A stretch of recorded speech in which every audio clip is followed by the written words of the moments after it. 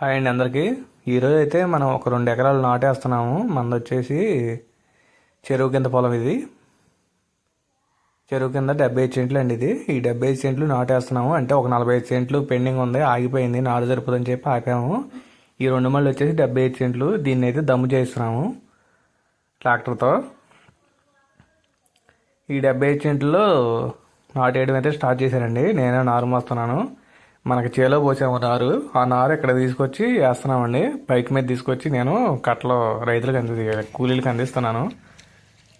కూలీలు అయితే నాటేయడం అయితే స్టార్ట్ చేసేసారు. నాటేయడం అయితే పూర్తి అయిపోయిందండి. ఈ 75 సెంట్లు నాటేయడం పూర్తి అయిపోయింది. ఈ చెరువు నీళ్ళు వస్తాయండి దీనికి. ఇదైతే పూర్తి అయిపోయింది నాటేయడం. మనల్ని కొంగలు తోలడానికి అక్కడ పెట్టారు, కొంగల కాపలాకి కొంగలు తొక్కకుండా. మా నాన్నను మా అమ్మ అక్కడ ఇంకొక ఎకరం బతికి ఉందండి మన చేలో బోర్ దగ్గర, అది నాటే ఇస్తున్నారు. అది కూడా చూపిస్తాను మీకు.